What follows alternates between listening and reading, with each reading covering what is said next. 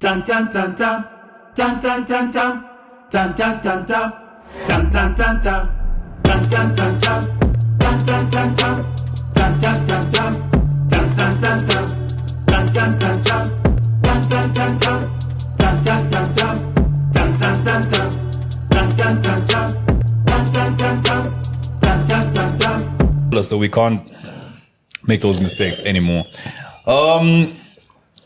For somebody who's saying, I think somebody commented on YouTube saying, you guys don't introduce yourselves when you start the podcast anymore. Don't be arrogant pricks. There's always new viewers. That's how you get new subscribers every week. This is true. Your name? My name is Uncle Elson. There we go. And I go by the name of Kalenga, also known as K+. It's K+, I hope that covers the introductory part of things. You're heard. So listen, if there's going to be lawsuits, just make sure you direct those lawsuits to the right person. There will be no lawsuits. So if it's going to be him, just make sure that you know his name. If it's going to be me, make sure that you know what I mean. This episode is brought to you by Coca-Cola and the biggest brand in the world. Exactly. Arguably. I watched a documentary on the BBC where they were talking about you go to the remotest island on this planet and you will find a bottle of Coca-Cola. Real. How impressive is that? Like, not only that, do you remember the movie that we used to watch as kids, The Gods Must Be Crazy? That was a Coke bottle. That was the sky. Yeah, exactly. Yeah, you see what I mean? Real. And those are very remote parts of the world. And you know what's crazy is apparently that is the highest grossing African movie of all time. Serious? Yep. Can you think of any other? No, can't think of it. But Kazadi is about to produce one, I'm sure. Real. What? Black Dollar 2? 3. Only gets there. Anyway, speaking of Coke, we'll come to talk about Coke more after I introduce today's guest. Wait, don't you use... Okay. Because I see you got like a Rastafarian thing. He's got dreadlocks. I've seen people use Coke for hair. Am I tripping? Oh, yeah. Do you use Coke in your dreadlocks? I've never done it before, but I hear Coke for But you've heard that before, right? yeah, takes out a lot of disinfects, you know. Coke disinfects hair. Yeah, there's some people use it like that. Mix it with baking soda and everything. Baking soda. I got baking soda. Yeah, you're too young to know this, innit? What, the song? Yeah. Oh, no, I know the song. Do you know the song? Yeah. Who's that by? No, you're not about to do this. You're not about to do this to me. Last time I was asked such a question, it messed me up. What messed you up? Yeah. Somebody asked you about some old song and you couldn't... Yeah, and then I like flipped the names because it was a song featuring someone. But then I switched it, and everyone was like, "Yeah, that guy who doesn't." Do not even feel embarrassed at all. It happens to everyone. And did you start crying? Well, no. Because you look pretty soft. Really? Wait. Why are you telling me to wait?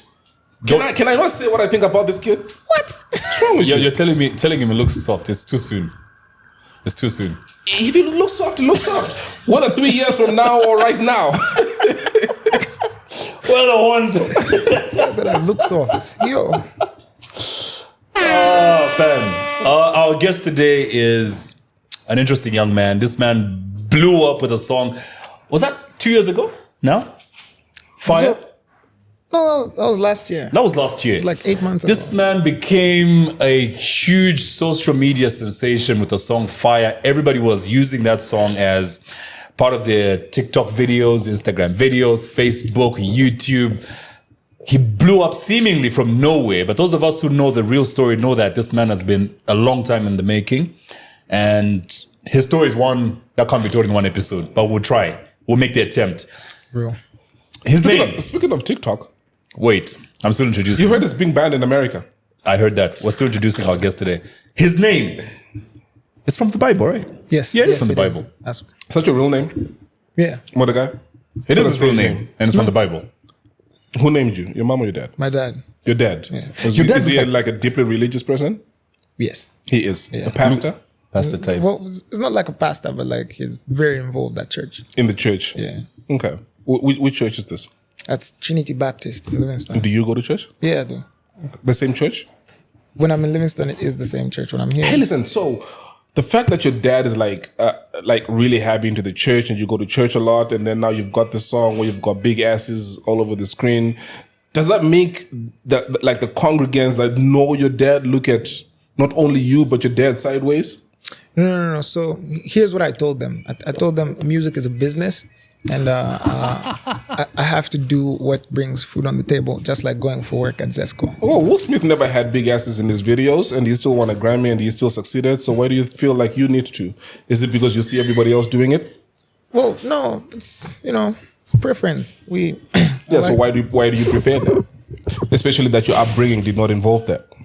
So you remember how you said, do you know that song? I grew up listening to a lot of music like that.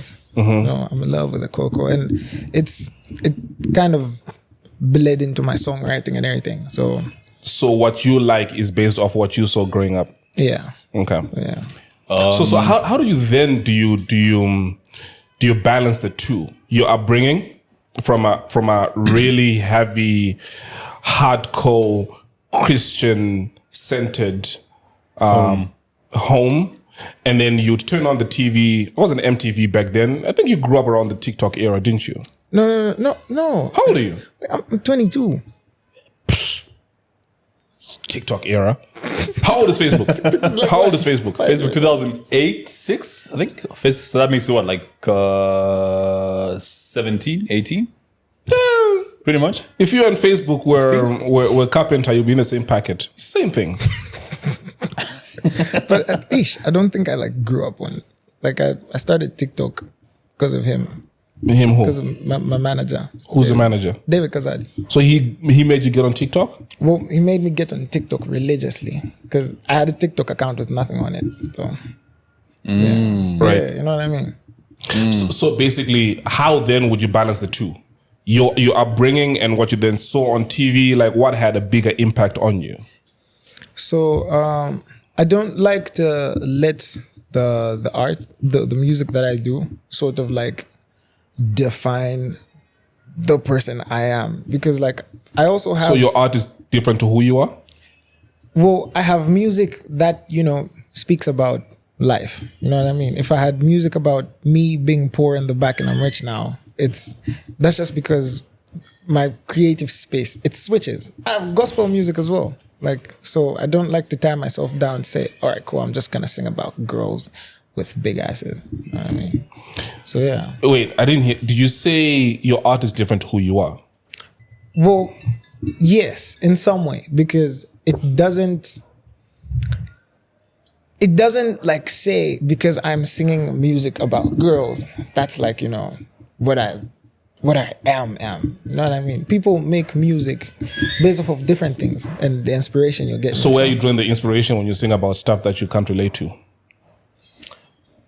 Imagination, basically. I feel like that's been my superpower. He's an artist. I get it. But you know what's crazy? You remember when we spoke to Natasha Vandermas about assuming somebody else's identity or being somebody else and how people will see that through that bullshit, and if you can only be yourself is where you find success. Yeah. I kind of feel like you resonate more with who you are trying to speak to if they can tell that it's actually coming from lived experience. I think then the question should be, who is Mordecai in the industry? In the industry, as an artist, how would you describe yourself, especially because there's two people here. There's Mordecai that is coming from a home where your dad is grounded in the church, and then there's Mordecai the artist. Let's talk about the art side, because that's where Elson is sort of honed in on. Let's talk about the artist. How would you describe yourself as an artist in this industry right now? So right now, I'm not upcoming anymore. My manager doesn't like it. He's still upcoming, bro. Let him talk, Elson. Let him talk. I'm gonna let him talk, listen, but he's still upcoming. Let him talk. So don't tell me what to do. On facts and on paper, I do understand that I'm not yet established as an artist, but because my manager likes me to, put myself in a space where I can do what I want to do. He says, don't ever call yourself upcoming, because then you'll be tied to making music as an upcomer and always trying to blow up. So yeah. So wait, just repeat that point about why you shouldn't call yourself an upcoming artist. It sort of makes you and I've clocked it. It's real. When I think of myself as an upcoming artist, everything I do, my dressing, my songwriting also, and the kind of music I produce is music that I'm making music from a point of, damn, I want to blow up again. Like I know Fire has done that for me, but then when I made Fire, I wasn't making that from a point of I'm upcoming and I want, because I have been doing music in the same industry, but in the background for a while now. I was writing songs for people and all that. So when I did that, I wasn't coming from a place of, blow it, what is it? So yeah, it's a mind thing. It's where you see yourself. You know, sort of like when Cristiano Ronaldo said, "I'm the greatest player in the world" when he was at Manchester. It's not necessarily saying I am, and here no one is better. It's just a mind thing. You put yourself there so you could get there. But do you not feel that at the point that you feel I'm not upcoming anymore is when you get into a mind zone where you are not going to pay your dues, where you're not going to go through your learning curve about what you can or can't do? Because in your mind, you've already said, I've passed that stage where I'm up and coming. See, here's the thing. I feel like even if I've been in this industry for 10 years, hypothetically speaking, I've been doing music for 20 years, I still feel like there's room for learning. So me being established does not take away the fact that I still have a couple of learning curves here and there. You know what I mean? So here's what it does to me. When I say I'm not upcoming anymore, I know what I can and cannot say on interviews. I know what I should and shouldn't do, what I should and shouldn't sing about. And that's what I mean when I say I'm not upcoming anymore. Because like now I know what I'm supposed to do. And so now I just have to put in the work. What do you consider up and coming? Up and coming. Damn. That question, I know some people might disagree with me, but I feel like... Well, this is according to you, not other people. It's your opinion. Yeah. We'll so respect I feel being an upcomer is where you're, the level you're at in your craft. Tony, right? just have a and chat it's with not everybody. Tell them necessarily about recording, bro. how long you've been in a certain space. You know what I mean? I'll give you an example of some artist friend of mine. Would you guys know Killer So Good? Yeah, Right? Yeah. Would you say he's up and coming? I don't know the guy. You don't know him? You don't know him? Okay, cool. So he's a rapper who's had a couple of international features, and he's Zambian, and he's been rapping for a while. He's an amazing guy. Should check him out. Some people like to say he's up and coming. You know what I mean? But then if you take time and look at what he's actually done, you get to realize like, no, this guy knows exactly what he's doing. It's got a huge body of work as well. Chelsea, the football club, literally made a training video of them with his song playing there. And But the most other people guy don't know. who does the globe thing, Connor Price, Connor is insane also. featured that guy on one of his on his album as well. Yeah. So what do you consider an up and coming artist? Up and coming is the level you've reached with your craft. That's what I think is up and coming, and not necessarily what people think about you and your craft. Okay, so what level do you have to have reached for you to stop being an up and coming artist?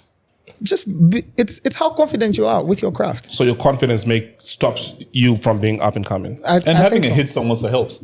Yes. Yeah. But So then once you have a can't hit song, you stop being up and coming. Well, Yeah, I mean you've crossed the line now. Yeah. Because now people know you. You Yeah. can't take a walk in the mall and not have people ask for pictures. But then see, you can't make a hit song without being confident in your craft. That's what I'm Exactly. saying. So that's where it starts from. Yes, the fuck you can. Give me an example of someone who did. A hit song without being confident. Plenty of people. Baba Sparks for one. Yeah, I but can even with Baba Sparks, at that point where he now has a hit song, he's no longer up and coming. You're established. People know you. No, It's like, I'm not arguing. You say what? Sister Bettina. Yeah, This Sister guy. Bettina. Sister Bettina. The same thing. If he used to come back now, Yeah. like Sister Bettina, for example, after he had one hit song and then he fucked off, and if he used to come back now, is he an established artist? That's different. That guy wasn't even an artist. He was just playing on. answer my question. He was just playing on the Yes. microphone. No, Answer my question. That's not even a good example, bro. Why? How many hit songs that does he guy have? was Wait, not- how many hit songs Let does he me have? explain something about Sister Bettina, right? He wasn't a musician. He was just Exactly. a DJ playing on Right. the No, microphone. Now hold see, on, now hold see, on. now see. Pause. Your definition is if you have a hit song. Was your definition whether you're a musician or not? You said if you've got a right. So Yes. we are taking you based off the merit of what you have said. And he brought up Sister Bettina. Okay. Whether it was him taking a piece or not, he had a hit song. I've said on this podcast so many times, you can set your hair on fire and you'll go viral. You agree, right? Mm-hmm. Doesn't mean that those people like you or whatever the case is. So if you're going to give a definition to say a hit song stops you from being an up and coming artist, and then he gives you an example of Sister Bettina, then you say, nah, it's an irrelevant example. Of course, the fuck it is a relevant example. So here's the thing, right? Sister Bettina, like from where he's coming from, and he said you must having a hit song also helps. That's exactly the words he used, right? He was adding on to what I was saying. Let's say that guy was a musician and he spent time crafting himself and knowing his industry. Don't you think that guy would have had another hit? No. By definition, Elson. No. Elson, excuse me. Let me define something for you. Especially hold on. Listen, stop, wait. No, you asked the question. You asked the question. Let me and Mordecai respond. Wait. Listen to me. Let us define for you what an upcoming artist is. I'm going to let you speak. I'm going to let you speak. Listen to me for a second. Listen to me. He's not the bullshit I do with every day. He's not part of the interview. I want you to listen to what I'm about to say. I'm defining what an upcoming artist is and for you. I'll let you define it in 30 seconds. I'll let you define it in 30 seconds. Don't interject and then raise your voice. Let's have a conversation. That's what you're trying to do, but you're interjecting. Now, go ahead. No, because of how you then stepped in. Okay. Go ahead. The definition that Mordecai gave was very accurate. I've just remembered something that I had a show on radio about 10 years ago where I would interview upcoming artists. And the moment they have a hit song and they become part of people's consciousness around either a city, a country, they're no longer an upcoming artist because they're now part of people's consciousness. You've got a hit song. Right. Okay? Right. Mordecai can't be called an upcoming artist right now because everybody knows who Mordecai is. Okay, so let me ask you a question. Yes. What does upcoming mean? You're trying to have a hit song. You're trying to get into people's Being consciousness. Up and coming means there's a threshold you have to cross. You're trying to enter people's consciousness. Kazadi, correct me if I'm wrong. Can you leave Kazadi out of this? No, he's in the industry as well. I need confirmation from him. No, let's have the conversation here. Leave him the fuck out of this. Why are you trying to get fans? He's a manager / producer. He understands the industry. Okay. And what Mordecai and I have said is the truth. Do we have an extra microphone? Give him an extra microphone. No, he doesn't need it. See, the thing is, if you're up and coming, it means there's stuff you're still trying to figure out. Right. And there's a lot more than just having a hit song. You can chance having a hit song. Doesn't make you talented. Real. But it doesn't make you upcoming anymore. No, yes you can. Oh my God. Right, but then listen, right? I feel my definition is the time that you've also spent in the industry. No. You know what? I know you trust Google. Let's go to Google. Yeah, that's exactly what I was about to do. You guys are gonna let AI settle this debate, my goodness. I get what you mean. You need experience in the industry. Exactly. Right? You notice I use the word consciousness? You've now entered people's consciousness when you have a hit song. You can't be called upcoming anymore. Listen to what Google says. From a listener's point of view, the words upcoming artist describe an average musician who has not made it into the mainstream consciousness. Thank you. That word keeps coming back. Irrespective of your talent or how long you've been in the music profession, thank you. One should note that upcoming does not belittle an artist's performances. And here's my definition from Google as well. A person who is in the early stages of their professional art-related career. Remember when I said time matters? Exactly. Here it says a person who is in the early stages. But then, see, here's the thing. Right? And it then says they are developing their artistic voice. That's exactly what I'm saying. Yes. This is not developed. How long have you been in the industry, nigga? So, how long have you been doing this? That definition isn't talking about how long you've been in the industry, but how long you've been crafting your craft. How long have you been doing this? Since 2011. When was your first song? My first song officially was last year. So it was last year? Yeah. So we start counting from last year. Because when you begin, according to this... But then see, here's the thing, right? From 2011, I have been writing songs for people. I have been producing music for people. And me coming out as Mordecai was just last year. So that's why I said it's not how much you've spent in the industry. Kazadi has a mic It's how now. much you've crafted your craft to know what the industry likes, what it doesn't. Because, like, for example, in Zambia, when I made my hit song, right, I could have gone full English on that song, but then I know even if it's nice, Zambians like to hear a little Ngasi Ulipo, right? Now, if I was up and coming, I wouldn't have known all of that. You know what I'm saying? No, but that's got nothing to do with you. But then your influence, your research, your manager, so it's got nothing to do with you knowing because you have been in it for a long time. There are plenty of people who, from the very first song, because of the people that they keep, the team they have around them. I'll give you a very good example. In Zim, there's a producer called Step Aside, Dilani Makalima. He had this kid go to him, called David Funyese. And this kid was rapping like American rappers, like full English.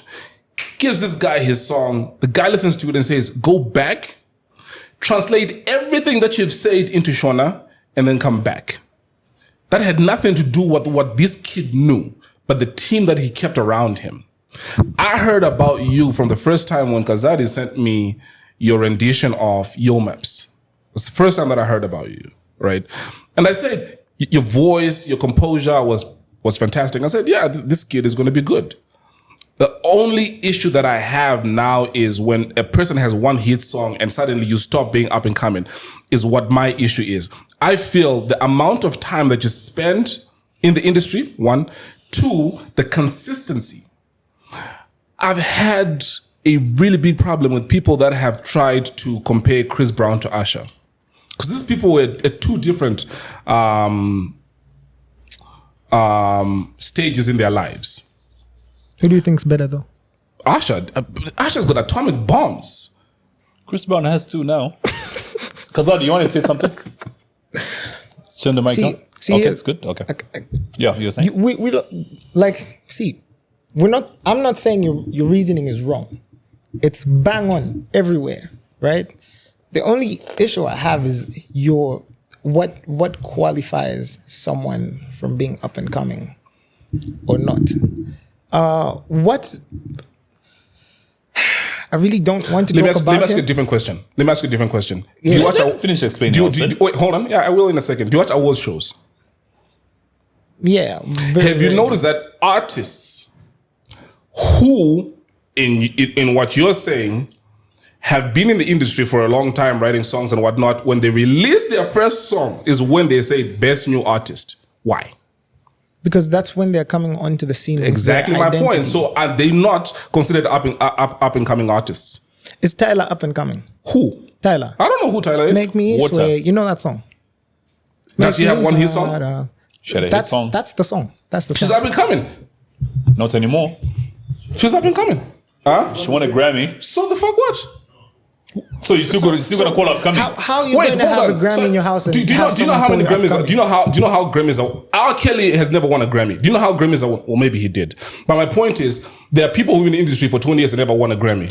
And there are people who, from the first song they did, they won a Grammy. Because it's you can an have a academy hit song that and not votes. win a Grammy. Doesn't make an upcoming. You can have a hit song and not win a Grammy. That's my point. But you can't be called You can have a song which is not known and also it wins a Grammy, correct? Exactly. Yes, because there are people in academy that votes. But that doesn't make you upcoming. The point that I'm trying to make is you could have been in the industry for a while. Right. When you then release your first official song, doesn't matter if you've been in the industry for 10 years, you then are considered the best new artist. See, right?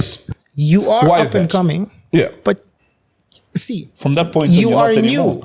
But then once you become a household name, I feel the only pressure that comes on the artist now is for him to keep on. But then to the world out there, you're not up and coming anymore because they've seen what you can do and now they just want more. But they know who you are, right? That's why. Let's move on from this. I think for me, this begs the question. You've had a hit song. Yeah. Actually, two. I'm not going to use the word relatively on this episode again. It put me in trouble in the last episode. Yeah. You've had Fire, and then there was the one with the ass. With the ass and stuff. What's that about that one again? I enjoyed that one as well. Maria, yes. Yeah. You've had two good songs. Do you feel or do you consider yourself a big artist now? So here's where I was going to go eventually after. Right. When you asked me the first question. I realize I have a lot of homework to do when it comes to delivery, but then it's caught me at an awkward space because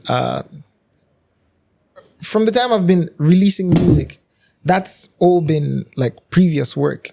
I haven't released any of my new stuff yet.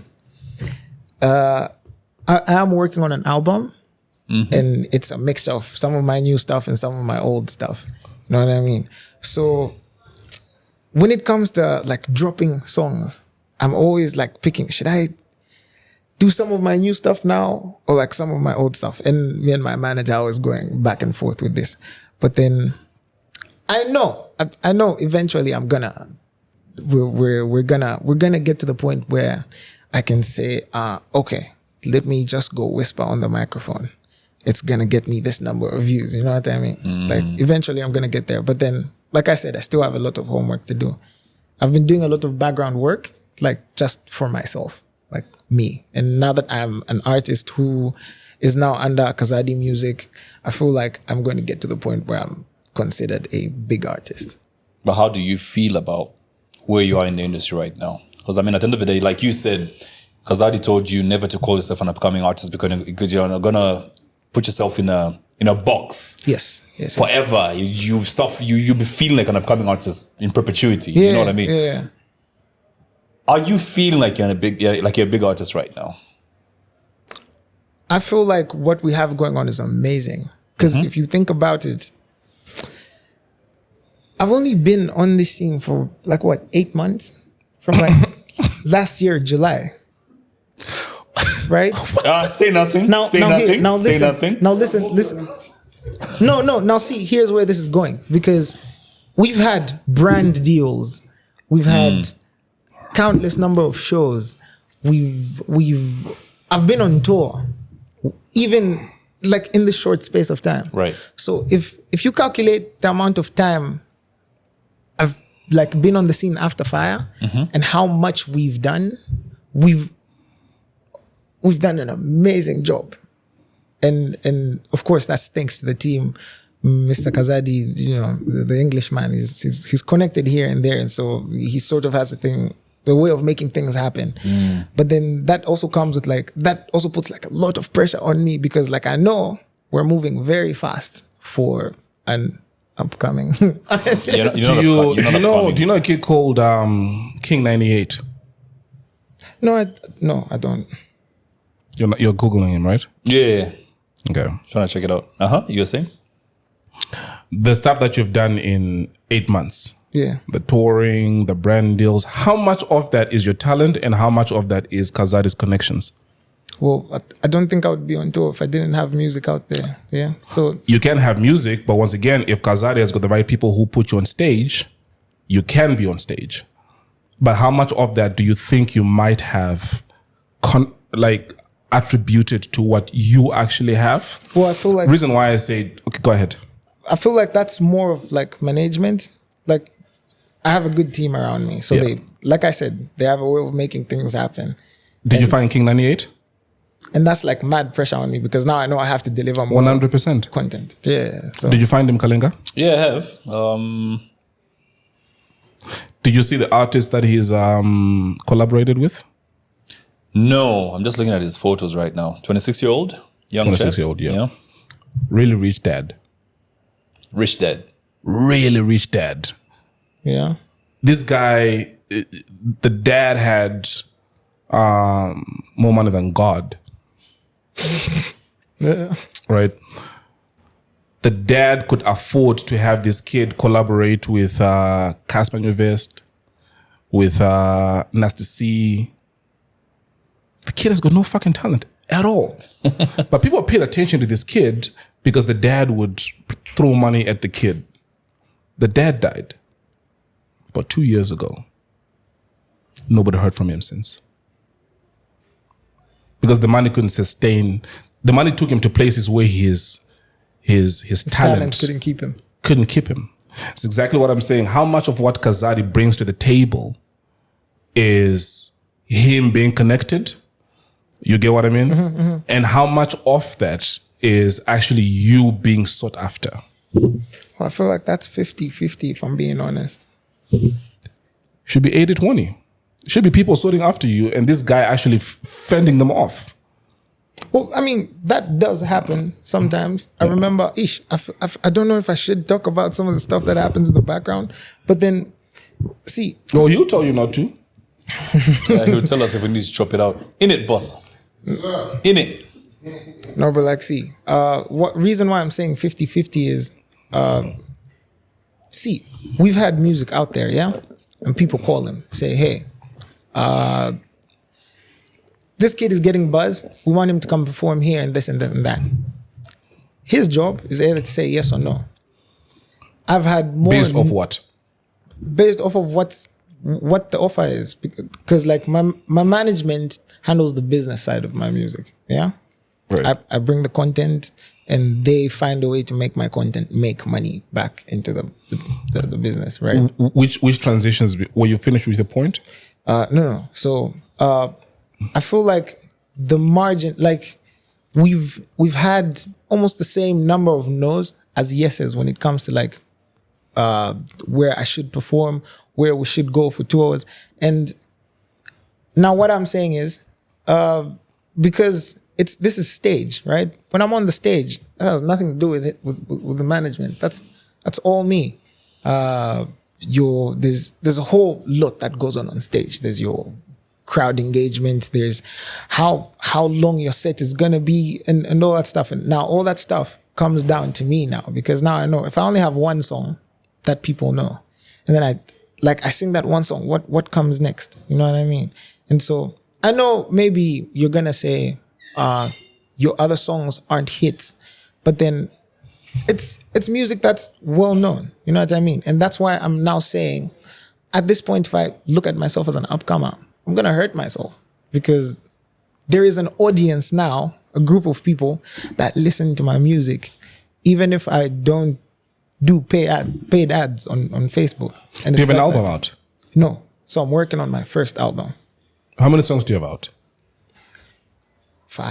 6 You have 6 songs out. Yes. 2 of those are hits. Yes. What happened to the other 4? The other 4 wait, what determines whether it's a hit or not?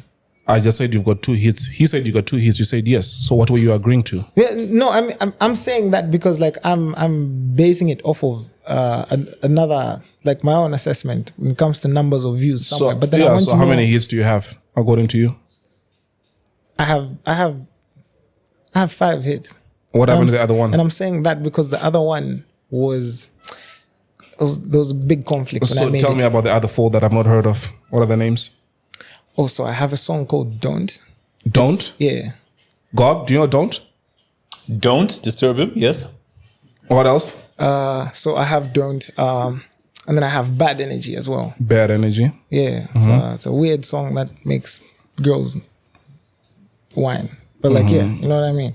I have Bad Energy, and then there's something I did, the one song that you asked about with I feel like I got Chandana K. Bad Energy. Don't be bad energy, Alston. We don't like Bad Energy. We don't like Bad Energy. Right. Go ahead. You were telling us your other hit songs. Yeah, the other song that I didn't count onto my 6 was a song I did with Chandana K. Now, that one had its own politics. I thought you said you wouldn't do features unless it's with your maps. I said that? Yes, you did. I can Where? play back. I want you to offer me money. Oh, no, I'm not going to offer you money. I can play back. This was on the interview with Showstar. Yeah. But you play it back and tell me if that was a joke or not. You said it. Well, I said it, but listen to it. Play Like, it back. jokes are typically funny. You say it. I can Let's say play- play it and back, judge. play Okay, it that's back. fine. Okay. Play it back. Okay. There might be bad blood between maybe you and your maps. If he was watching this interview right now, what would you be telling him? Let's work. You know what I mean? There is no bad blood. There's never been bad blood. It's you know.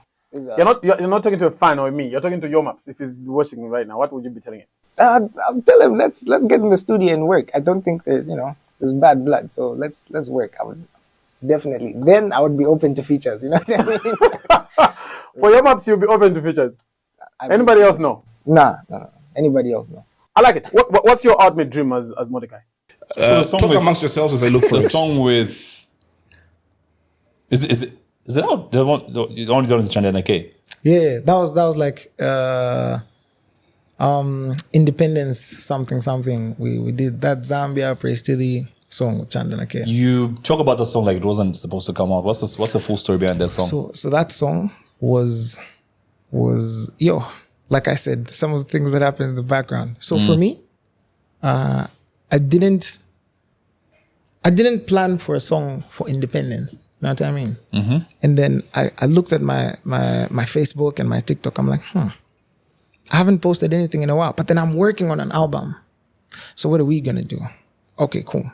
So we called them up. I'm like, let's do something and just like post it out there just to keep my socials alive. I was like, yeah, that's a good idea. I feel like we need something to. We did it in like 2 days. Did it, put it out there, and just left it there. Okay. Yeah. Not that it's a horrible song. Right. I feel like it was a great song. They put time into it. I put time into it. I remember one of them was coming from Kitwe. Came to Lusaka just to record it. And big ups to them for that. But like, yeah, it's...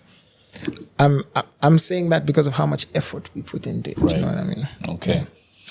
Dude, you mentioned how you noticed you hadn't posted anything in a long time. Yeah. And therefore you decided to get into the studio to do a song. Yeah. To just sort of have some social media presence. Yes. This takes me back to a conversation I had recently with Chef 187. We're having lunch a few days ago and... Dude. Allow me. Wait, let me finish my point. So this nigga here had lunch with Sheffy almost 3 weeks ago. He told me this story a week ago and he said, a few days ago I had lunch with Sheffy. Now it's 3 weeks later, I had lunch again with... Why do you don't know how many times I have lunch with the guy. Why are you disturbing my point? Shut your punk ass up with your lies. Your punk ass, stop disturbing my point. I was having lunch with Sheffy a few days ago. Yes. Thank you very much. This nigga name drop stuff. Fuck. Listen, you brought up the point of you not having posted anything in a long time, right? Mm-hmm. And Sheffy was talking a few days ago and help me understand if you have the same sort of line of thinking with him. Can I say what he said at the same lunch? No. Let me he express told him myself. everything. Yeah, I tell him everything. It's in my diary. Sheffy was talking about how social media influencers are the new celebrities, the new artists. So he's feeling like they're taking the shine now. You know what I mean? So as a musician, you need to be really consistent with content on social media as well to remain relevant. If you're not posting frequently, do you feel you're going to last in the game? Are you also feeling like social media celebrities, the influencers, these guys putting up content like Ben Lombez and who else? Who's not going to need licenses for this shit? Sorry? Who's not going to need licenses for this? You know what I mean? Don't you feel you need to post more in order to be relevant in both music and... Well, social media is pushing the music as well now. Yeah. Why aren't you posting often? So, like I said, it found me in a tight space where like I'm in the studio every day because like I just like to wake up and go create whatever, I feel like that's like the easiest way to make content that's real. You know what I mean? Mm-hmm. So I'm caught in a space where I'm in the studio from morning up until like evening. And I'm like, wait, have I posted anything on Facebook? And I go through, I'm not going to post about how I'm in the studio every day. You know what I mean? So I told my team, I said, we need to find a way to make content that's away from my music, but then still be about me. You know what I mean? Because people don't know. When people go on social media to look at a musician, they aren't looking for his music. I've realized they like to know about the artist. You know what I mean? So there's all that stuff that now hits me and I'm like, I don't know if I have the time, but I have to make it work. And you have to keep posting because social media now is it's where it's at, bro. I mean, you see people like Rick Ross is just on a jet ski. He's going to post about that. Exactly. DJ Khaled will be having carrots talking about trying to lose weight. He's going to post about that because it's trying to be. But then again, you know what it is? It's a double-edged sword. In the famous words of Jay-Z, he said, with the same sword they knight you, they're going to good night you with. That's only half if they like you. I have seen artists who let music speak for them. I've seen artists whose music is now being overshadowed by their opinions on social media, right?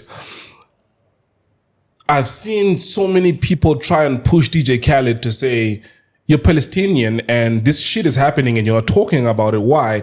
He has stayed away from that. So at times, political. Right. Yeah. So at times, though you might have good music, though there might be this pressure to post on social media, that's a double-edged sword because you have to be really careful about what you're going to speak about. Because at that point, it stops being about your music. Mm-hmm. And it starts being about, so you actually think that abortion is wrong, huh? Mm-hmm. Mm-hmm. That's real. Which is why an artist needs to be careful. And you find in most cases, guys just post the fun stuff. Yeah. Just to keep their fans engaged and but excited then again, and happy. You know what I mean? Fun is subjective. Well, you know what I mean? By fun what stuff, you consider fun, the other person might consider offensive. Depending on how you look at it and which side of the line that you're on. No, but like if you're on a jet ski, I mean, hey, you just once again, you go on a jet ski, for example. Oh, but he wasn't wearing a life vest. What message is he sending to kids when he goes on a jet ski without a life vest? To you, you're on a jet ski and it's fun. I'm not just trying to be an asshole here, but what I'm trying to say is people will nitpick the tiny little craziest things and they run with that. In the words of another great singer by the name of Rihanna, people are going to talk whether you do bad or good. This is exactly why I say enjoy your life. This is exactly why and I say this about Yo Maps. Churn out more music, my man. Churn out more music. I think Yo Maps has it figured out. Now he has. Has it figured out. Have fun with your fans on social media. Now and he give has. them good music It got to a point where this guy was doing a back and forth with fans on social media. Yeah, that was bad though. And now, I think the last couple of months, he's toned down. And I'm sure you've noticed this too. He's chilling. Yeah. Back then, he would have this whole back and forth with his manager too. Speaking of Yo Maps, Mordecai, you guys have a song coming out on, is it a song albums on the same days, 29th March? 29th? Yeah, 29th. Yeah. What's that about? Is there like some strategy to it? Is it David's plan? Well, no. Honestly speaking, no. Is it an album or a song? It's a song. And Yo Maps has a song coming out on the same day. Yeah. So what's that about? Same day, same time. What's that about? Same dreadlocks.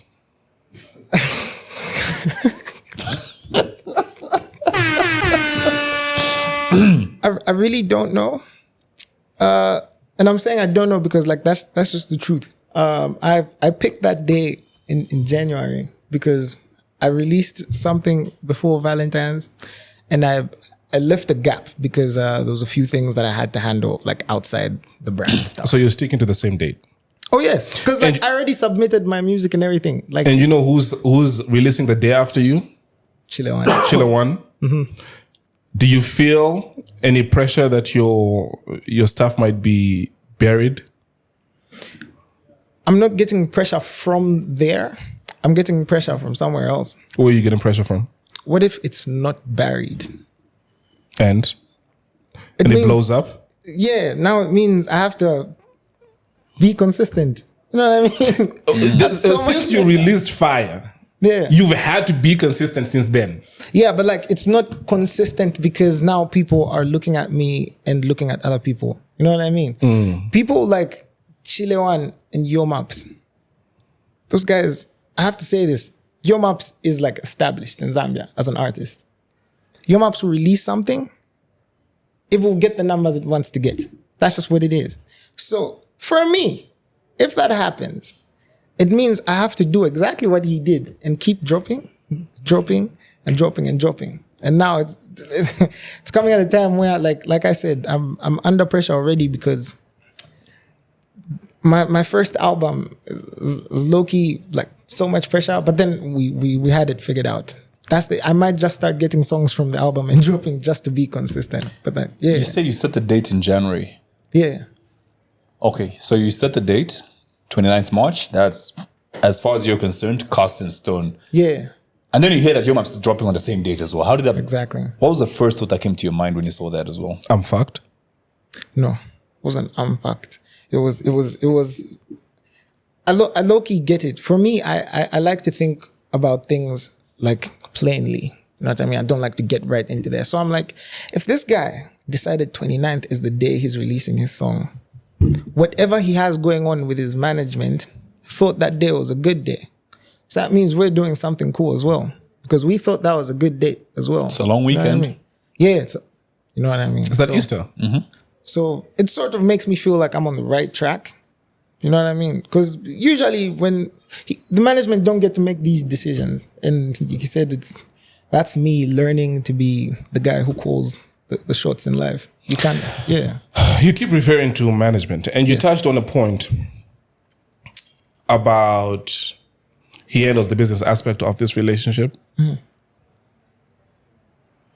would like to think that you're not broke, are you, David? People keep... turn your mic on. I keep getting calls from people asking, please have Kazadi for a part 2 because... No, hold on. He never explains where the money comes from. No, I'm driving. So this guy looks rich. Where does the money come from? I don't think you're a broke person, no? I'm broke. ZIA is watching. I'm broke. I'm very, very broke. Okay, well, ACC you've got an uncle that has got a lot of money. And you've grown up with money. Your parents are doing pretty well. Let's get to the point. Let's stop talking about money. The point, feel free to chip in. The point is, when you have a manager that has grown up with a silver spoon in his mouth, who has had money, negotiating on your behalf, From the money perspective. It will be from the money perspective and not really from where in your journey you are, right? So he sort of understands from a business perspective that, okay, this is what this kid is going to be worth. Where he is right now with 1 or 2 hit songs, for example, and you've got a gig in Solowezi that wants to pay you 5,000 and says, no, I believe that kid is worth 50. And those guys will say, 40 in particular. 40,000. Yeah. And I say, you know what? You're childish. You're childish. We're not going to do that anymore. How much of that do you think will kill your career than have you learn? Because when you look at Yo Maps, for example, after one hit song, didn't start charging 40 pin.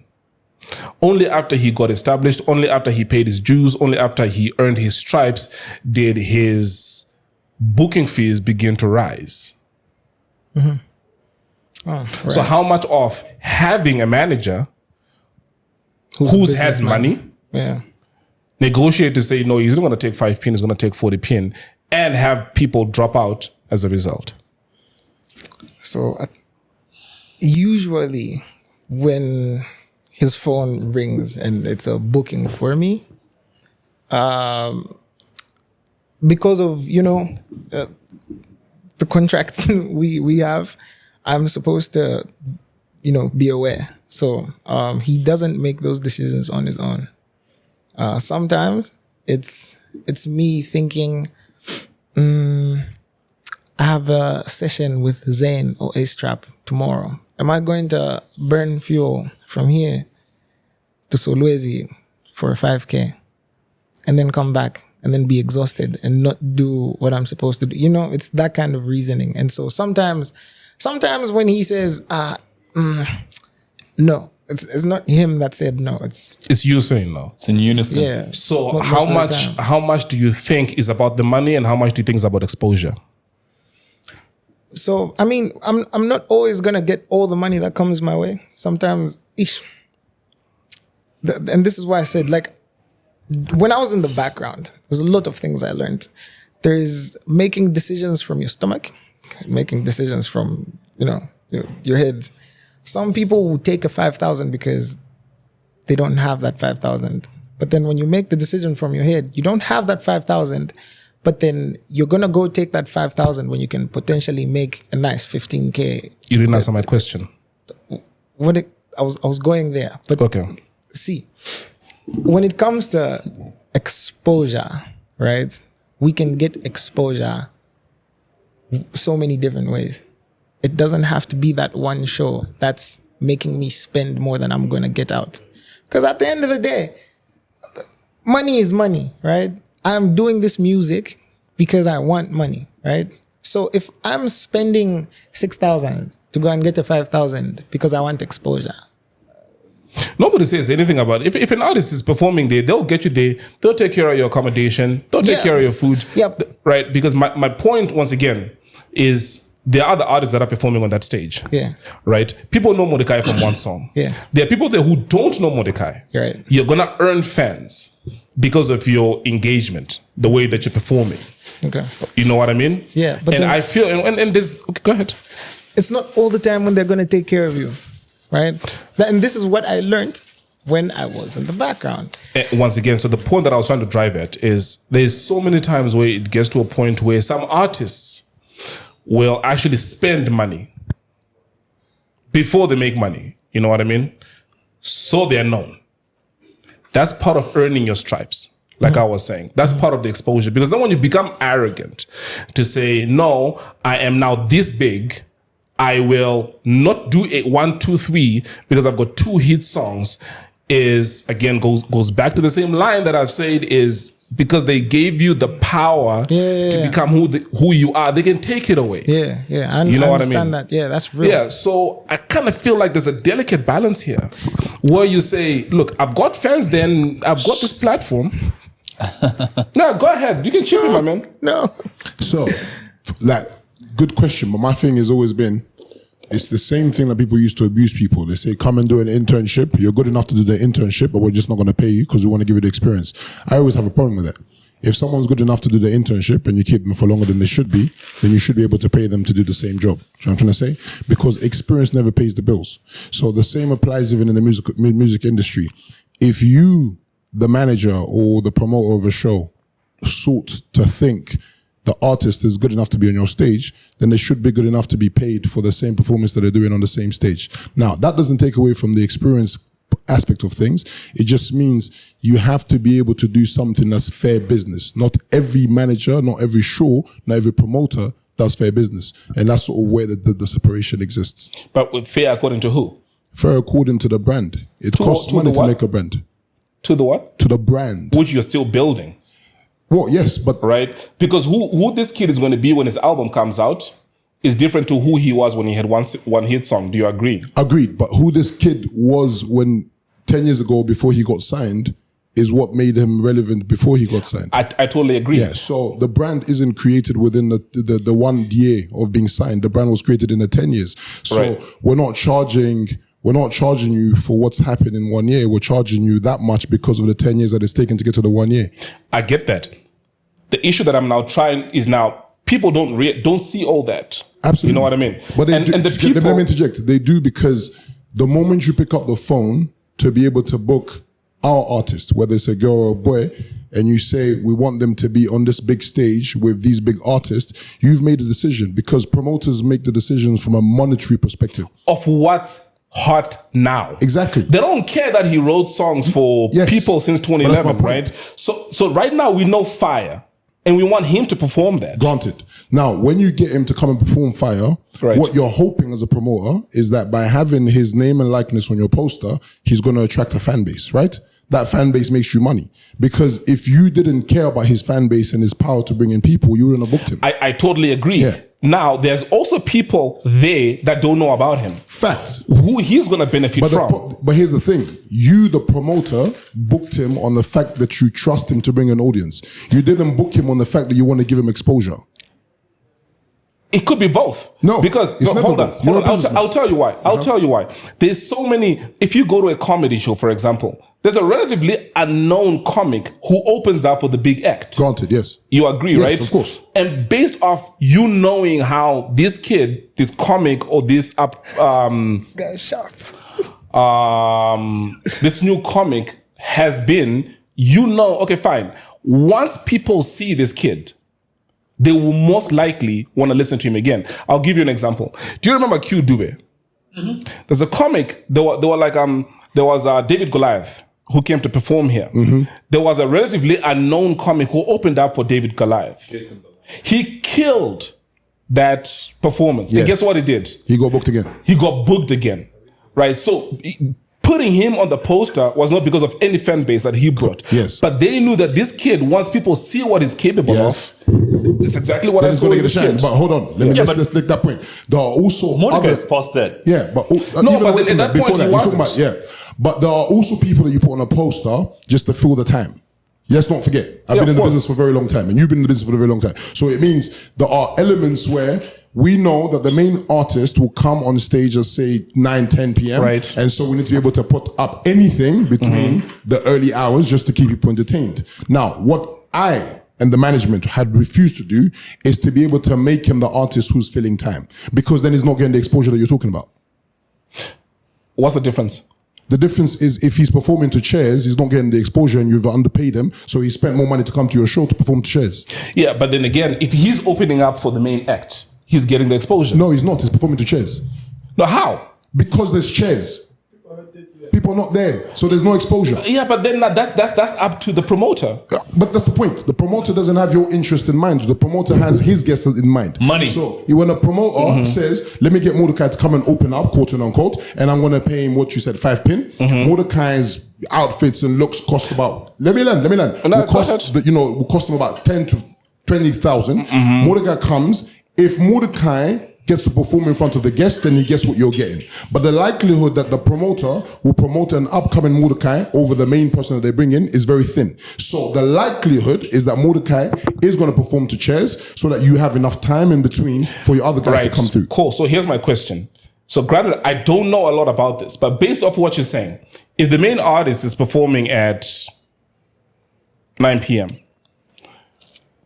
and you have got artists that are filling in up until the main artist comes. Yeah. Take a look at Neo. Neo performed at 10. Which Neo? The American artist. Okay. Right? But the venue was packed from 6. Yeah. So whatever artist from the DJs, from Switcher to anybody else who performed, they didn't perform to chase. Correct. You agree, right? Agreed, of course. That's exactly the point that I'm trying to make is that's if the a main different type of artist is setup. performing at 9, Yes, sir. you also, as the management, say, okay, cool, this kid will come in an hour before you perform. 110%. Yeah. So what I'm disagreeing with, because remember, he mentioned that we have as many no's as we have yes. Every situation is assessed on its individual basis and merit. So there are shows where you just know, like with no doubt that this show is a joke. Then there are shows, like you've mentioned, the Neo show. If he got the call, because by then fire was really hot, yeah? And I was speaking to Stanbic management, you know what I mean? Like, had he gotten the call in time to have done Stanbic, he would have done it, even as an open act. Why? Because the Stanbic stage is enough of an exposure in itself. It's the same as performing on Afro Nation. It's the same as performing at the BT. It don't matter whether you're opening or closing. You know what I mean? It's the BT. So the Solowezi one, what makes that different? The which one? The Solowezi one that you turned down. Solowezi, was that your 40K? Is it the one you're talking about? Yeah. Was that Solowezi? No, that was Muflira. That was Mufulira, not Solowezi. Yeah, I'm Fulira, sorry. I turned that down on three bases. Number one, he wasn't ready for such performances. That's Cafe Wani. Yeah. It would have been a good platform to expose It would have been a Muflira, great platform, but Cafe here's the Wani problem. is huge on the If- competition. Because you asked for 40 pin. I asked for 40 pin as a way to tell them to, So why not just say no? He's not ready. because I said no and they weren't listening. So if they paid, you would have gone. If they paid, which I knew they wouldn't have paid. Would he Yeah, have they gone? paid. Yeah. If he paid, I would have If got. McFarlane paid No, you. but understand this. So you have to weigh these things, né? If someone's paying me $50,000 to get an artist ready to come and perform, we will find a way to get them ready. But this was kwacha, 40,000 kwacha. Whichever, that's what I'm saying. Yeah. 40,000 kwacha. So to what's get, he going to perform? how long did we have? How long was it? Let's go. He was Let's gonna be the man. main Don't worry act. about it. He was going to be It was the a- main it was act. a- Yeah, I was MC there. I wasn't going to take it. It was a Say big again? gig. I wasn't going to take it You weren't going to take it. No. So why not just say no then? because we said no and they weren't listening. Yeah, so don't bring in the money. Just say no, it's not ready and then keep it moving. I said no, they weren't listening. Then they called again and said, "What if we offered you this amount?" So okay, give me 40,000. Once again, You who's done business knows that there are amounts that will make anyone say no. Nah, man. I feel like that's just a cop out because Well, it is a cop out. That's why we did it. yeah, just say no and just keep it moving. I'm not interested. He's we are- booked. No. He's having his period on that day. But we are interested. We're just not ready to have that kind of conversation. If you're not listening to that, then I'm going to give you a crazy amount of So if they said, okay, fine, we'll make you the 40. now I would have made something up. I'm not getting how you refused Mordecai to do gigs then, and that was like the his peak peak. of the song. Yeah. Fire. Because- that was at its peak. And what Because about him wasn't ready? Was a it the recording performance? artist and a performing artist aren't the same thing. The what? A recording artist and a Performing performing artist aren't the same thing. Okay. A lot of artists make that mistake to think because you've got a hit song, then you're ready for the stage. They're not the same thing. you can literally go and do a stage performance that destroys the rest of your career if you're not ready. So at that point, when he had the hit song, He was a recording artist. he was a recording artist. He was no longer up and coming, but he wasn't ready to perform. I'm not involved in that part of the conversation. Don't mix the two. Don't mix the two. Have that things. beef with me. He was, Okay, he- our guest is Mordecai today. David, thanks a lot. Wow. You wanna add something to this? I didn't know about that 40 pin. I'm joking. I'm just playing. But yeah. You did not know about this 40 pin. No, I did. But then, like he said, I wasn't ready. I was literally shy because, hey, yeah, you can't have a shy So artist. this had the potential of destroying your career. If you went on stage and you couldn't perform, people would have posted about it all over. Like, Yeah, this guy you know can't what I perform mean? for Just- shit. So yeah, Can I draw Okay, your so attention Fred is trying to to call me. Chances are we might be interrupted here. who? Fred, the owner of Okay, the we'll place. edit the music out. I've got a quick question for Mordecai. Your manager keeps posting about school remains undefeated. yeah, He's always talking about education and stuff. it's him bragging about school. Yeah. Yeah, that's him. Where are you in terms of education, especially that your manager is always posting about school and how school remains undefeated? Yo, so me doing music was like in the background because like my dad's strict and also like, you know, just obey your parents. So he said I can only do music seriously after I'm done with school. And what were you studying? Electrical engineering. Okay. Oh, nice, man. Yeah, so I just did that, gave it to him, and then when they did So you were music, done. yeah, Oh, Is it a congratulations. degree? diploma. Diploma? Then got a certificate at Zesco Training Center. So, Oh. Right. yeah. So do you have any interest in pursuing that? Or that was just to pleasure Well, that? I mean, it's fun. I did what I wanted to do. I mean, the science of it is amazing. If I ever got to a point where I could do both music and electrical stuff, I would. Okay. Yeah. Yeah, but I'm pretty sure you can. I mean, look at Chameleon. Yeah. See, Chameleon has his music figured out. I don't yet. No, but the both is both in the corporate world, right? And now he no longer makes music, but he was making music back then, so yeah. he kind of had a good balance of both. Yeah, I feel like I would get there. Like I'm saying, like I would take it. How did you meet David? He texted me on TikTok. On TikTok? Yeah, That's texted me original? on TikTok. That's You that's got in weird. touch with him via TikTok. That's So original. He saw a video of me making music at some point. Then he texted me, but then I wasn't big on TikTok, so I saw the message. I'm like, You're not big on social media anywhere, bro. yeah, you know what I mean. So Did you know who he was? I knew who he was, but then when I saw because he sent me my post and sent me a phone number to call. I didn't take it seriously because I get a lot of those as well. But then when I actually get to call them, it's nothing ever serious. So yeah, so when I saw his message, I'm like, this man just wants to use me.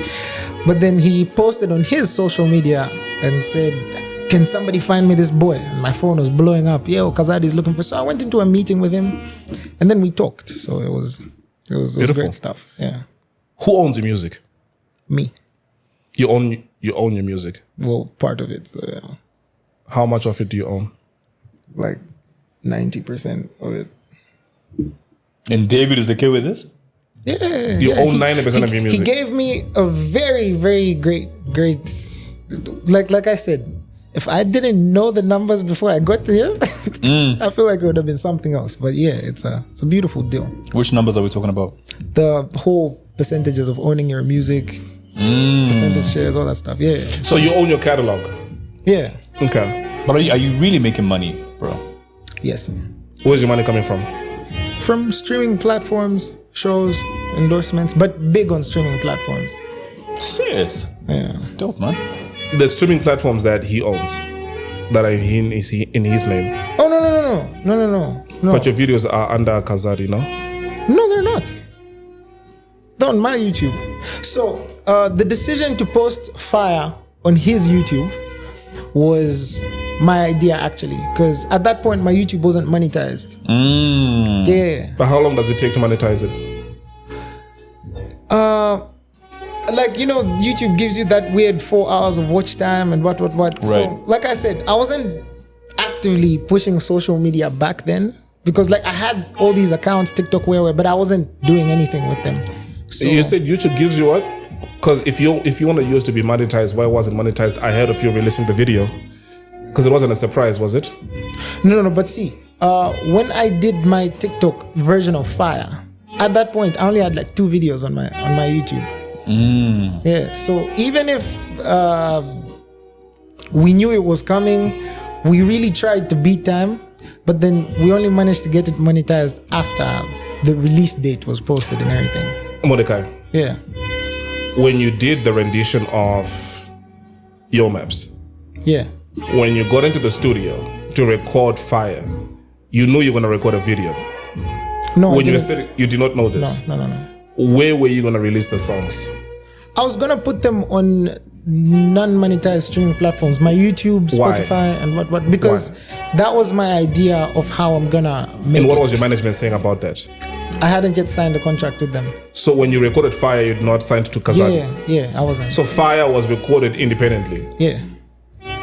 Who produced that one for you? A friend of mine, Crescent 101. His name is Mwemba. So you wrote, sang, your friend produced. Yeah. That's And it had dope nothing to do with story, Kazadi. no. I don't believe this for some reason. So at the time, I met him. I don't fucking believe you. I don't believe this nigga. So catch Let him this. explain. Kazadi, is this true? Let him explain. Wait, Let is him- this true, Kazadi? So when we signed them, obviously we discovered them through the TikToks and whatnot. Before the song Fire. Way before. Serious? So when we signed them, we then asked, like you normally ask any artist, what music do you have before we put you in the studio? He gave us over 50 songs. 50 songs. So as we are right now, outside of the new stuff that he's talking about, I have 50 records with Mordecai before Kazadi Music. And Fire is one of them? Yeah, Fire, Maria, Money. So how much of Fire do you own? How much of Fire do I own? Yeah. Well, you gotta read the contract, innit? You say what? You gotta read the contract. Yeah, well, you tell me you're here. Yeah. You gotta read the contract. Do you own any part of it? Of course. He signed under our label, so of course we own. That's exactly what the fuck I was saying. Okay. Yeah, but see, Wait, catch- so hold on. So if you own part of the song that he wrote, recorded before signing to Kazadi, you'd still get a chunk of it because you help market it. Well, you're asking a very complicated question. So there's a difference between a recording contract and a management contract. Okay, and a lot of them get used interchangeably in this country. A manager, as you keep referring to me, is someone you hire to manage your schedule. Okay, I'm not that. I'm a studio exec, so I own the label, which is a very different ballgame. So when you get signed to the label, you get to decide which part of your catalog do you want to carry through to the label, and then what music do you do under the same label. So when he came through, there's obviously a catalog of music he came through, which is happy for the label to work with, but he still owns the masters, which is another different conversation. Then there's music that he has to do with the label, which now is another different conversation. Right. So when we did sign him, he came with a whole catalog. So right now, what he's releasing is part of the 50 or Part what of is 50. part of? No one's heard Mordecai's new songs just yet. So what's being released on the 29th was recorded before he was signed to you. That was recorded before he was signed to us, except for the idea of the features. So the Nigerian feature. So they were re-recorded. Yes. So yeah, the features got re-recorded and remixed and rejigged. But like the original song, both writing, producing, and stuff was done by him way before he signed. Interesting. Yeah. Dude, who's in charge of... So the split sheet, if we were to take a look at the split sheet, It's 10% you, 90 him. I don't know about those numbers, but yes, let's run with those. so what do the split sheets look like? They look healthy. Like Yeah, he's so looked how much after. of that is Kazadi? So let's put it this way. He signed a very good deal. He's looked after.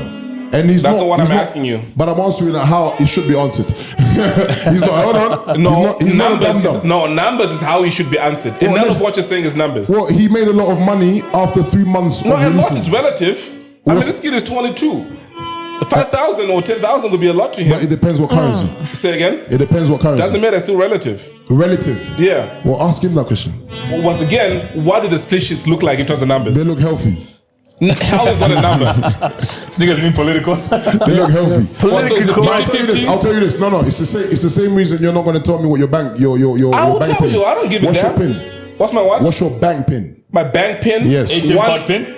He's got my bank pin. I'll give him a... I'm not him. What's your bank pin? 1891. Which bank? Stanbic. Okay, cool. How do you know that? Like right here. Cool. That's nice. What? We find ourselves in very tricky situations. I need to know these things. Okay. I mean, what if he blacks out and is with me? I mean... Now, He gets meningitis because this nigga is on some drugs and shit. but yeah, it is what it is. Guys, like the I music said, is a little too loud. It's going to be hard to edit. Let's close this one.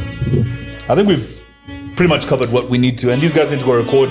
You're recording a video today. right now, What music How long video? have you been running? the same Nigerian An hour 10. feature Far Away with Zavin as well. With who? Zavin. All these artists are coming. You're actually with them today. We've already shot like most of it. So Oh, we're just like, right. yeah. And then the song coming out on 29th. Which one is That's this the one? same song. What's the title again? No, wait, is it the same song? No, it's not the same song. What's coming out on 29th? It's what's coming out on 29th Yeah. is the song that features Zavin and the whole Nigerian. How are you feeling Zambian about this talent. song? Is it gonna hit? Is it a banger? How are you feeling about this I song? think it's a banger. It's What's a it good called? song. Far Away. Far away. When is your album coming out? Sometime after July and August. I'm looking towards the end of August. That's your debut album. Yeah. Okay. Far away. You feel like is it a dance floor filler? Is it a chilled song? What kind of a song is it? It's a dance. It's an Afro dance. You know how these Nigerians do it. So yeah, it's like that. Okay, man. Really looking forward to that, man. Yeah. What do you see yourself in 10 years, though? I know it's a very Cliche, cliche question, but 10 yeah. years. I see myself owning a record label, but having somebody run it for Does me. Kazadi know about this? Oh no, it doesn't. It doesn't. I don't think we should tell him. But yeah, I see myself owning a record label, but also running. I'm a huge fan of real estate, and that's something I want to get into. So, in 10 years, if I'm still alive, God willing, hopefully, I should. right, you'll be 32. Yeah, but things happen. Bro, believe in the power of the tongue. Speak what you want to see. Speak it. life into your life. That's exactly bro. why I asked you that. God willingly, that's where I'll be. Yeah. Okay, I'm trying to formulate my question here. You're 22, Yeah. still extremely young. Very young. All this fame comes, mixture of your music and social media. How has that been trying to handle? Because nobody really ever coaches you. Yeah. So all this stuff happened like this. Like, after TikTok, it was like a big jump for me.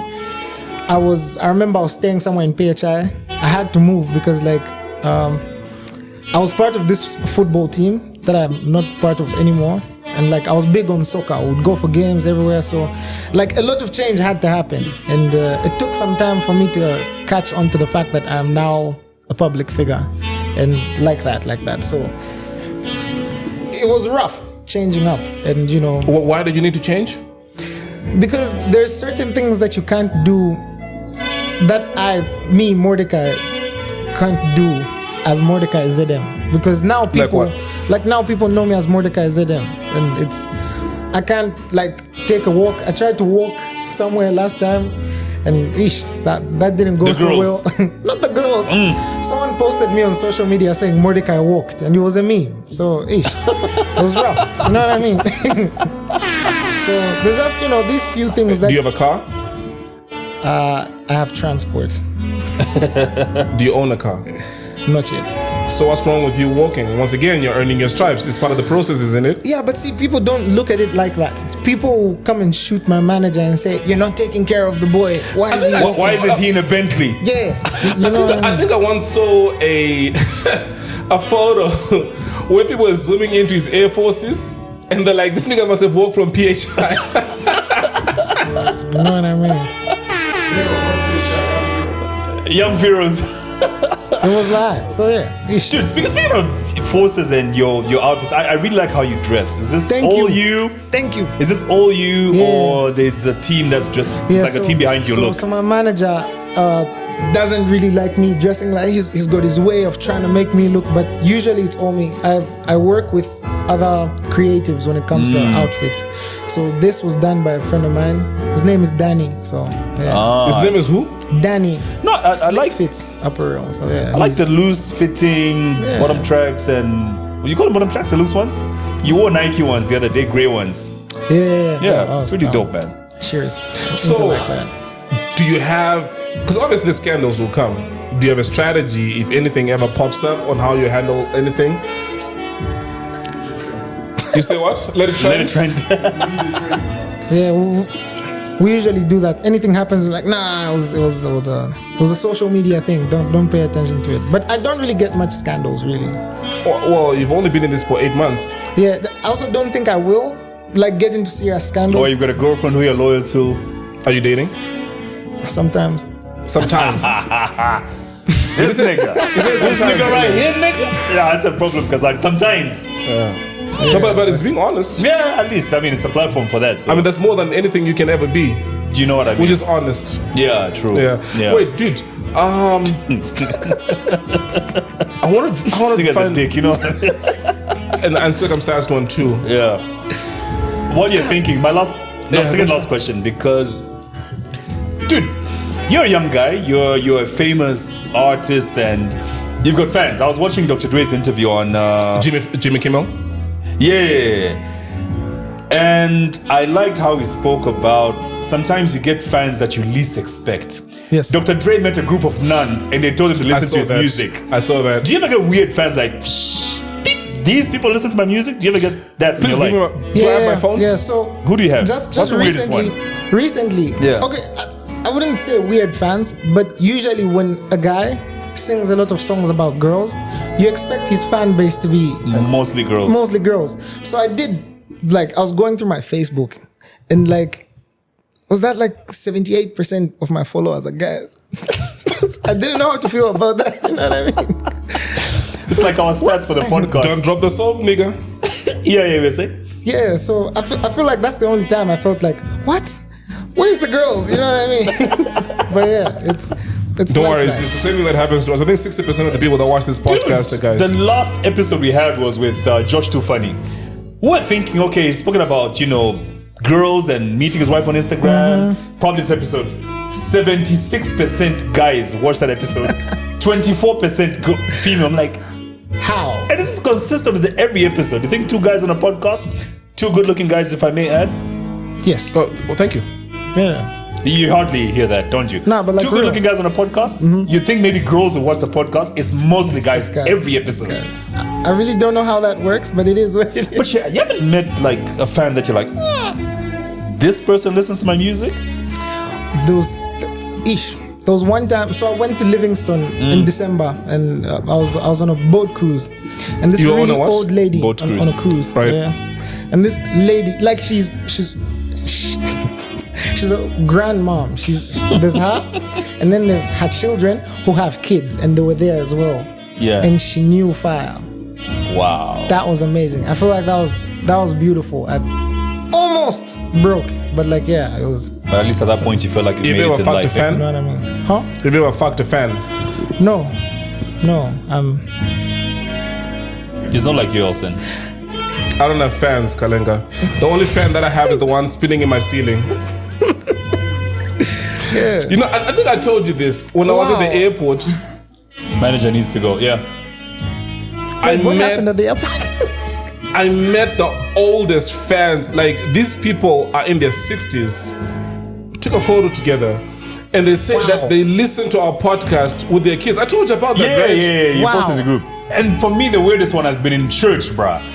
The church service is over. The pastor walks off the stage. The elders, start that walking to me as well at Mount Zion. Yeah, the pastors, the elders start walking to the back of the church, and one of the oldest one walks out of the queue, come to shake my hand like, I'm such a fan of the podcast. He gets his phone, and we start taking photos in church. I'm like, and now I just don't know what to do. Podcast is not pastor friendly. You know what I mean? That was Mount Zion as well. I think I told you the dude. Right after. Did I tell you about it? Yeah, you did. After I posted mine, you mentioned yours as well. So now the pastor knows everything you talk about. Exactly, you know what I mean? But look, it's a bit uncomfortable, but yeah. But look, I wish the music would die down a little. Because I've been hard on you. since we started. And it's same way as I'm always hard on Kalenga. Is I feel you're an amazing artist. I feel you have got immense potential. Just keep your head low and just be consistent. And I think a right mixture of knowing who the fuck you are, you know you're dope, and just being humble, a healthy mixture of both, that'll give you the longevity that you need. But apart from that, I think you're fucking amazing. Yeah. Thank Also, you. dude, speaking of Coca-Cola, what for you is a recipe for magic? Like, if you were to have a Coke, what would make a moment magical? Who would be around? What would you be eating in that moment? Apart from vagina. May I repeat my question? Well, he took my answer away from me, so. If you had a Coke, That's exactly what he was gonna say. if you had a Coke, who would be around? What would you be eating for you to call it a recipe for magic? Coke, my dad, and burgers. And burgers. Homemade, Burgers. yeah. I cook really well. Do you? Yeah, I grew up with my dad only most of the time, so he would go for work the whole day, and That's different. It's obvious that you grew up with your dad. I mean, the last video I saw of you playing a guitar, I think you won the Airtel thing. Yeah. You were in a huge ass suit. Clearly, your dad dressed you up. yes, unfortunately. But where was your mom then? So the rest of my family, they're in South Africa. So my mom and my dad did this thing where they just make a family, but they're not together. They never got married. You make it sound like it was a contract. I feel like it was a contract, because why would you have like a whole family? How many kids? Well, like the four of us. So they had 4 kids, never married. No, And you were with your dad. Where are the rest of the kids? they just thought South Africa is a cooler place to be, and so With mom. So they're Yeah. with your mom. Sisters? So it's 2 girls and 1 boy. So it's 2 boys and 2 girls. So are the boys with your dad? No, the rest of them are with mom. So you're the Only one with you your dad. grew up with your Yeah. dad. And how did you end up playing the guitar? Your dad is very musical. How did that happen? Yeah, he plays and writes songs too. So And now look, this right here is the biggest middle finger to the ones that went to SA, because the one that stayed here became a big star. You know what I mean? right, but surprisingly, my siblings play instruments too, and they sing. Well, they are not signed to Kazadi now, are they? You know what I mean? But yeah, They can play all the instruments they They won. want. They don't make Kazadi money in it. No. you said in it. In it. I always say that when I think of Kazadi, bro. But yeah, Why not? That's what it is. But yeah, Stop. yeah, I'm big on cooking, video games as well. So So you mean People keep thinking he's in competition with there's a mic somewhere, David? Is it competition with who? maps, yeah? People keep thinking there's a mic. Can you please get this man? he doesn't. People keep thinking there's a mic there, please, bro. We can't hear The you. competition he has with maps is FIFA, so that's what I wanted to remind. Oh yeah, but like for Not real. with music. Yeah, of course, because maps will for blow him those out who of the couldn't hear, water. David Kazadi was saying people keep thinking Mordecai is in competition with your maps. He isn't. You're in competition with He says the only competition you have part with your I maps. have with is your on- maps is on FIFA. Is FIFA, PlayStation 5, FC24. Yeah, of course, they Who can't wins? compete with maps. Who wins? FIFA. Yeah. He's a kid. He's 22. Your map stands no chance, eh? No, but see, the thing is, he thinks he has a chance. That's where the issue Yeah. is. Because like he's called me out several times. Like, nah, you should come through. Hey, what? And when I do, He has no chance. yeah, Do you have but any like, collaboration with maps? I feel like I'm going to spoil this if I say I do. If you do, you do. If you don't, you don't. But I'm gonna do that thing that Fabrizio Romano does when he's talking about transfers. So there's talks going on. We're in good books, and you know, expect something eventually. Maybe in my album. Chilla one. Yeah, Chilla one. Me and Chilewan are actually really close. I know most people don't know this, but yeah, So you got no songs together. I like Chilla one. we haven't worked in the studio before, but we have been in studio before. Did you make a song together? No, we're playing video games. Okay. So yeah, You play video games with Chilla one as well. he doesn't play like as much as Maps. It was me, Maps, Chile, everyone. It was the whole, yeah. So you're close to everyone, but social media will try to make it seem like you guys are beefing. There's serious yeah. It's like that. Who do you look up to in the industry? In the industry. Mm-hmm. This is my Ronaldo moment. Myself. Jokes. In this industry, I have, because I play guitar, I've grown up looking at Uncle Rex like this. You know what I don't know if you know him. Why not Maps? Why not Maps? Yeah. I don't know. I look at Maps more of my peer. You know what I mean? Not as somebody to look up to? I don't know. Would you look up to him? Of course I would. Really? Listen. No, but you guys know each other's bank pins. Listen. So Listen. I'll tell you this. So we are friends. We are business partners. But I look up to him because there's a lot more, and I've said this on the podcast, there's a lot more that he knows that I wouldn't know, right? Yeah. So in that regard, he's been in the media space way longer than I have, right? So there's things that I lean on him. There's stuff when it comes to so many other things. This DJ's a beef with us, bro. Yeah, I can see that. Mordecai? We need to wind up. So reason why I say, do you look up to Yo Maps is because he's the one artist whose song you took and made a rendition out of. Yeah. Why didn't you make a rendition out of, you said Uncle Rex. Why don't you make a rendition out of his song? I've done Uncle Rex things. And also because it's harder to do what Uncle Rex does because, I mean, he's gone to school for this So stuff. it's easy He's to do what amazing. Yo Maps does. So, like, even when I was doing that, I wasn't doing it from a space of, damn, this guy, let me do this. No, like I said. So why did you choose Yo Maps' song? Because it's a really nice song. Yeah, but why him? He had a hit song and it's good and you look up to him. See, maybe the definition of looking up, but like, yeah, if you put it like that, yeah, I really like that song and I could relate to it. So that's why I went ahead and did it. And even when I was doing it, I wasn't doing it because I wanted like the world to hear it. Like I said, I did that before I met this guy. That was like just me goofing around in the studio with my boy. All right. So yeah. Because of this fucking DJ, we're gonna have to just cut this short. Yep. Yeah. Mordecai, man, you're an interesting guest, man. Thanks a lot for coming through, making time. We know you're shooting a video right now. Yes. But you made time in a business schedule to be with us. Really appreciate that. Thank you. Yes. That's That's too. cool. That's cool. Shout out to you, Dad. Kazadi for a while didn't want you to come here. He explained the boy wasn't ready. He wasn't ready, but now he is. And thanks a lot for coming through. So how did you think this interview went? How did you think this went?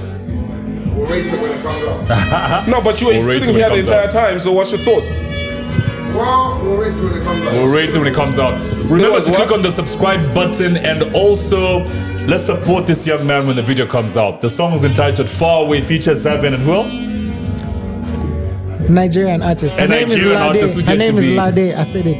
Lade. Lade. Yes, Lade. Well, if you know Mordecai, he drops fire. Pun intended. All the time. Let's look out for that. Till the next episode, have a lovely day. Are we Tan tan tan tan, tan tan tan tan, tan tan tan tan, tan tan tan tan, tan tan tan tan, tan tan tan tan, tan tan tan tan, tan tan tan tan, tan tan tan tan, tan tan tan tan, tan tan tan tan, tan tan tan tan, tan tan tan tan, tan tan tan tan.